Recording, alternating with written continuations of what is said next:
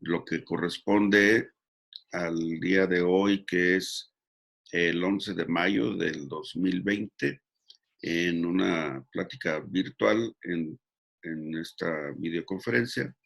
Estoy trabajando con la compañera Eva y vamos a compartir un archivo en donde explicamos qué es lo que corresponde a las características que debe de llevar un reporte de una monografía. Entre lo que, por ejemplo, tenemos aquí un trabajo realizado para darnos información y actualización sobre los virus que afectan el aparato respiratorio de aves, cerdos y humanos.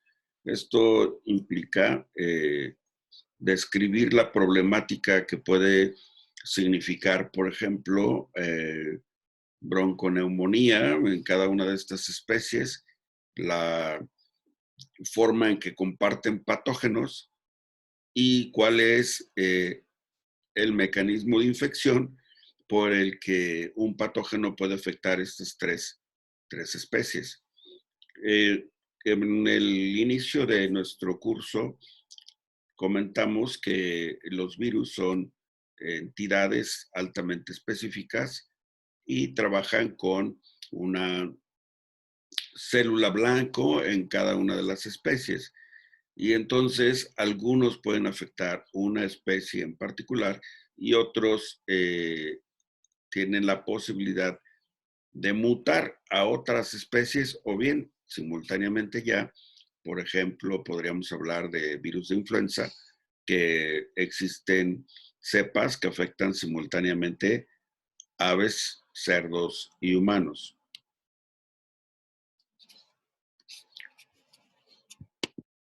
Bien, el objetivo principal de este trabajo es brindar información, dar a conocer los mecanismos por los cuales un virus no zoonótico adquiere la capacidad para infectar al humano. Esta es la novedad, que podríamos decir la innovación en cuanto al análisis de una problemática. Particularmente en este trabajo hacemos observaciones y señalamientos sobre las estructuras de la partícula viral y la respuesta inmunitaria de cada una de las especies que están en estudio. Se hace el análisis de las condiciones y las características genómicas que hacen posible la zoonosis, esto es, una infección del animal al humano. Y por otra parte, al final se hace una revisión para poder calcular el posible impacto en la economía, tanto de la granja como de los trabajadores. Muy bien. La hipótesis consiste en que la capacidad de mutación de los virus que afectan el sistema respiratorio se asocia a la cantidad de antígenos como la hemaglutinina y la neuraminidasa. Esto lo vamos a estudiar en el trayecto para identificar qué es lo que está ocurriendo.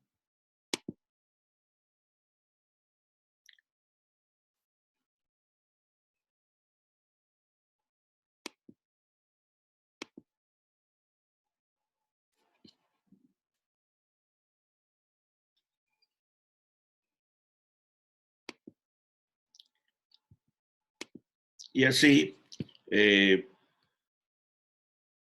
prácticamente nombramos dos enzimas, la hemaglutinina y la neuraminidasa. Esta hemaglutinina y neuraminidasa es reconocida como H y N en el virus de influenza. En la actualidad, nosotros vemos que simultáneamente en diferentes especies de interés en las granjas, la producción de proteína de origen animal,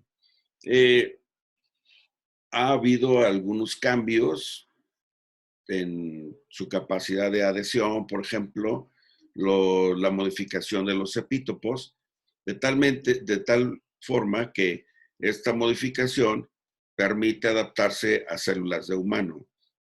Esto definitivamente pues lleva tiempo, ¿no? Muchos años. Y el aparato respiratorio como una forma de exponerse a diferentes patógenos, por ejemplo, los virus respiratorios, tales son ortomixovirus, paramixovirus, herpes virus.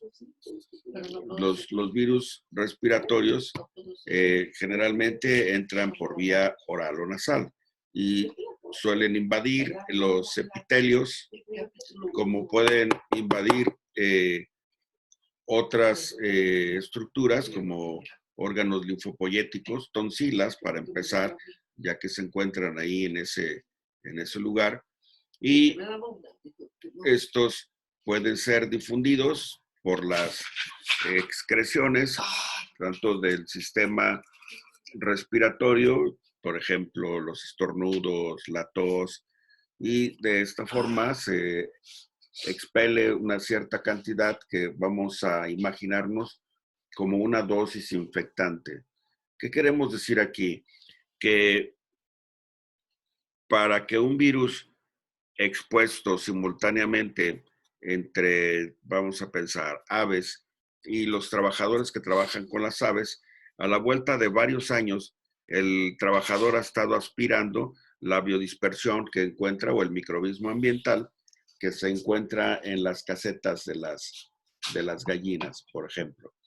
Esta dosis de virus circundante en el ambiente de una manera constante hace que este virus, por medio de la presión de infección, pueda estar conviviendo con algunas sustancias en las mucosas de los humanos, como por ejemplo el ácido neuramínico y la neuraminidasa, que era afín a las células o la superficie de las células del sistema respiratorio de las aves, ahora se empieza a adaptar a las células respiratorias del humano, de tal manera que empieza a proliferar ahí y se genera una mutación. Esta presión genera una modificación del virus, haciéndolo recordar de alguna forma el ímpetu de la infección, esto es por la cantidad de partículas virales. Nosotros habíamos nominado las unidades de efecto citopático capaces de estimular y facilitar la infección. Bien.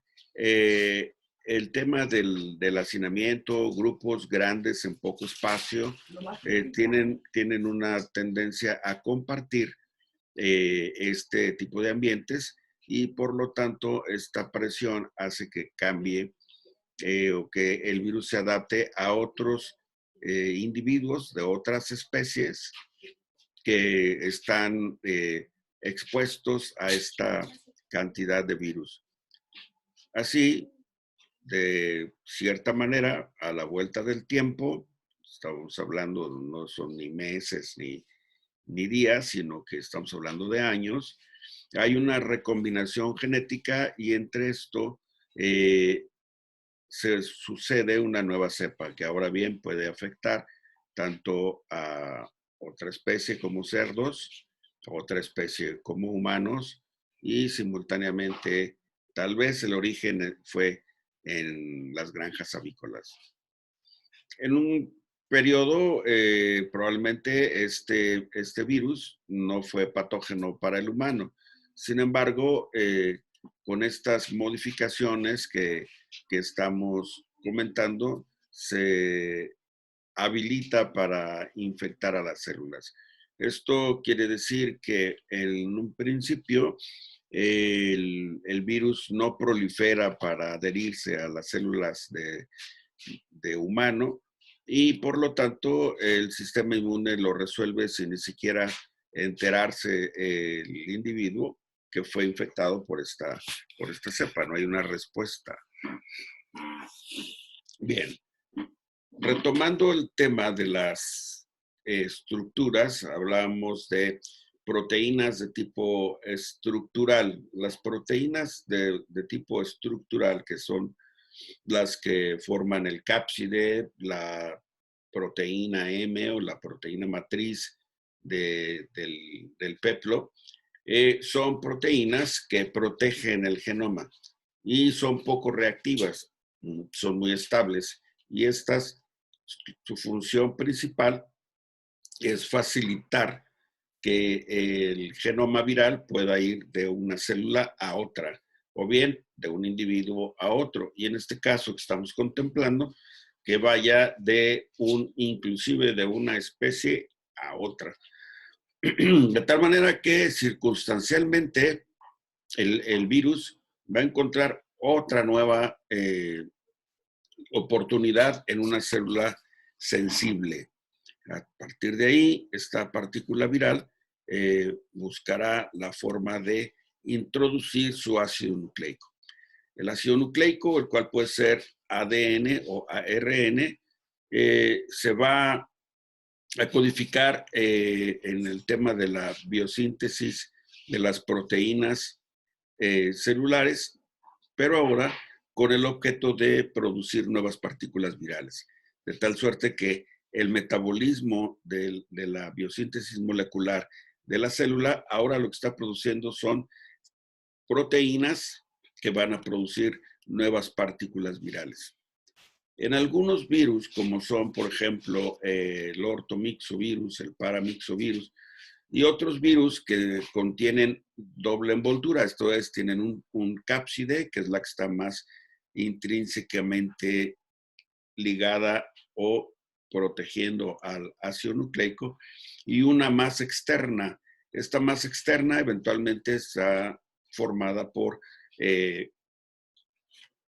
lipoproteínas o fosfolípidos, los cuales se encargan de proteger y de emular la estructura de la célula. Esto porque son tomadas propiamente de la membrana citoplasmática o de la membrana nuclear, de tal manera que estas lípidos, que serían fosfolípidos o lipoproteínas, son similares a la membrana citoplasmática o a la membrana nuclear, de tal manera que el sistema inmune no los reconoce como extraños, ya que la estructura es igual a las células propias. Otro de los elementos que encontramos ahí son los carbohidratos. Estos son glicoproteínas, que eventualmente estas glicoproteínas ayudan al virus a disparar el fenómeno que reconocimos algún día como elusión. Esto es modificar la permeabilidad de la membrana para poder inyectar su ácido nucleico y así iniciar la biosíntesis de moléculas de origen viral. Muy bien, entonces la cubierta que está construida por proteínas estructurales poco reactivas que protege al ácido nucleico se llama cápside. Y en el proceso de la síntesis hay un momento en donde el cápside y el ácido nucleico ya se encuentran armados y ensamblados, pero aún no son infectantes. En ese momento se conoce como virión. Una vez que está dispuesto de esa forma, el virus va a la membrana nuclear, si fuera un ADN, o a la membrana citoplasmática, si fuera un ARN, o en el caso de los retrovirus y los virus de ADN que toman tanto glicoproteínas y fosfolípidos de la membrana nuclear, pero también de la membrana citoplasmática. Esto puede ser de la cara interna o de la cara externa. De tal manera que esto es la última envoltura, lo que toman de las membranas de la célula. Este es el modelo muy típico relacionado con un bacteriófago. Este bacteriófago, pues, es un RNA y en la figura verde lo que vemos es el cápside. Tenemos esta que es una vaina. Esa vaina es una proteína que tiene una forma hueca. Funciona más o menos como una aguja hipodérmica. Y lo que se conoce como la cola es lo que se adhiere a la membrana, o en este caso a la pared de la bacteria, la pared celular. Bien. La morfofisiología e histología de los hospederos. Esto, pues habrá que ilustrarlo yéndonos a buscar un poco más en las estructuras histológicas para identificar en qué parte de las estructuras del sistema respiratorio encontramos los epítopos compatibles con la infección de los virus que vamos a ir viendo, vamos a ir desglosando poco a poco. Muy bien, entonces vemos cavidad nasal, ahí vamos a ver las mucosas, la forma de los huesos turbinoides, senos paranasales, nasofaringe, laringe, tráquea, bronquios, bronquiolos, pulmones en su totalidad, sacos aéreos para el caso de las aves y la siringe, y así como vesículas aéreas. De tal manera que inclusive hasta la epiglotis forma parte de las estructuras que en un momento dado caracterizarán la susceptibilidad o no susceptibilidad entre algunas de las partículas virales que vamos a comentar un poquito más adelante. Entonces vemos las estructuras existentes en las aves, en los humanos y en los cerdos. Las funciones auxiliares de cada una de estas, ¿ok? ¿Qué es lo que hace cada una de las estructuras? Asemejándonos al tema de estructura y función.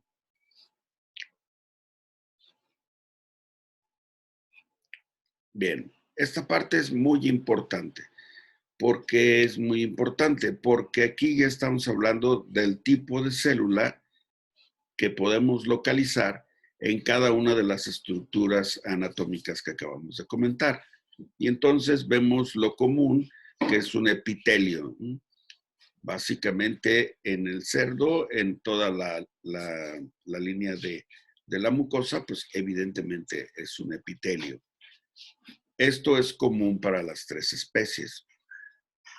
De tal manera que la característica de los epitelios habrá que traerlos a la especificación, qué es lo que tienen, qué función tienen, para que podamos identificar en un momento dado, desde el punto de vista del huésped, la respuesta inmune, es decir, la respuesta no específica, como puede ser respuesta física, química, que podemos localizar en las mucosas. Luego vemos ya la respuesta celular dentro del mismo tejido, que eso sería la presencia de interferones gamma, etc. Después vemos la inmunidad mediada por células, que entrarían los linfocitos T, CD4, CD8, células plasmáticas, algo que estuvimos revisando en días pasados, y la metodología para el estudio tanto de esto como vimos citometría de flujo, como puede ser otra técnica que ustedes encuentren más actualizada, y la respuesta inmune humoral, cuando hay inmunoglobulinas.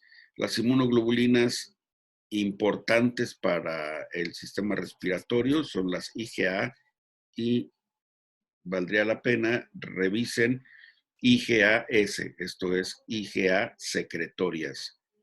La IgM secretoria también, y la IgG. Estas identificamos, por ejemplo, células sensibilizadas como los linfocitos B, que tienen antígenos HA y NA. Estos anticuerpos que se fueron generando ahí, los vamos a encontrar en la membrana de una célula sensibilizada y lo podemos identificar mediante la activación de los anticuerpos monoclonales o policlonales que vimos la clase pasada. ¿Alguna pregunta hasta ahí?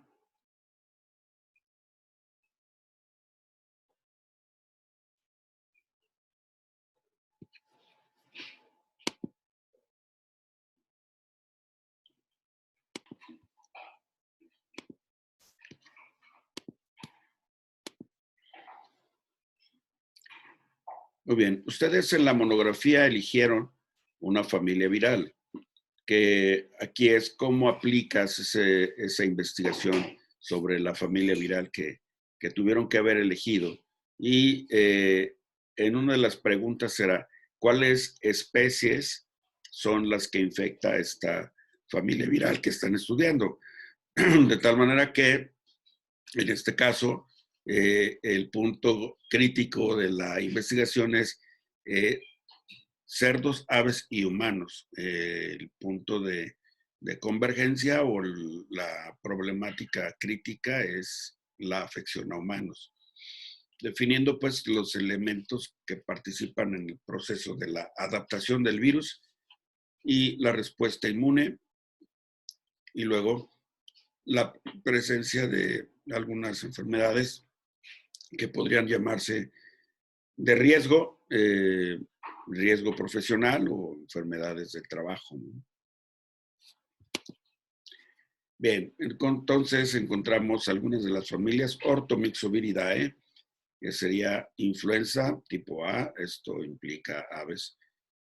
Las glicoproteínas que participan en la inmunogenicidad como en la patogenicidad.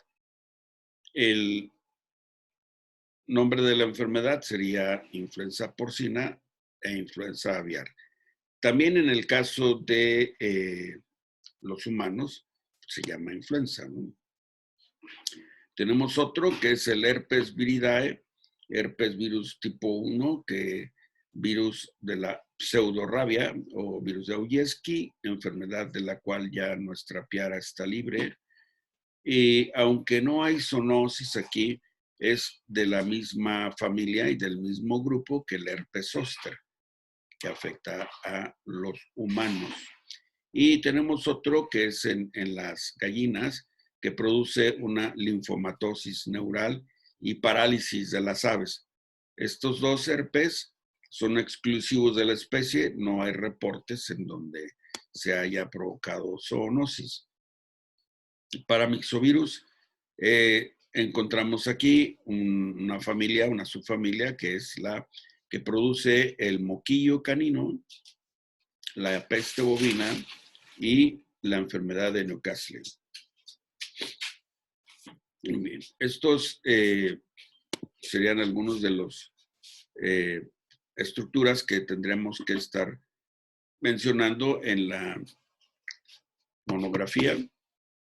Bien, y entonces principalmente vamos a ver cómo es que el virus se adapta al humano. Por ejemplo, el consumo, la convivencia con los animales y las actividades que pueden en un momento dado agudizar la biodispersión y la contaminación de un área determinada, de una región, de un país. Ahora, verbigracia, como estamos conviviendo con el coronavirus COVID-19 en magnitud de pandemia, ¿no? Muy bien. Esto trae algunas consecuencias, como por ejemplo el libre tránsito. Esta complicante te va a traer como consecuencia que los países van a cerrar las fronteras. Ya no vamos a dejar salir o ya no vamos a dejar entrar productos o subproductos o inclusive animales vivos para proteger el posible contagio. Y en este caso se cierran las fronteras, inclusive con otros fines, no solamente comerciales, ¿no? Muy bien. Nos vamos entendiendo hasta aquí, qué es lo que debe de llevar tu monografía. Caemos en el punto de la discusión para trabajar el tema del manejo de la custodia y luego también cómo se debe de manejar tanto dentro de la granja como en la zona, en la región o en el país, inclusive el mundo, como estamos ahora trabajando en programas de desinfección, aislamiento, control de los traslados, el cierre de fronteras. Cada país aquí ha tomado diferentes estrategias que no dan los mismos resultados como estamos observando. Que algunos son un tanto agresivos y, bueno, de alguna forma terminan pronto, ¿ok? Muy bien. Hasta aquí, finalmente, vemos las bibliografías consultadas para llegar a esta monografía, ¿ok?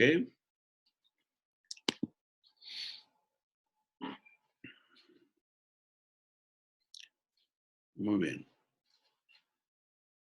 Entonces, todo va caminando, ¿no?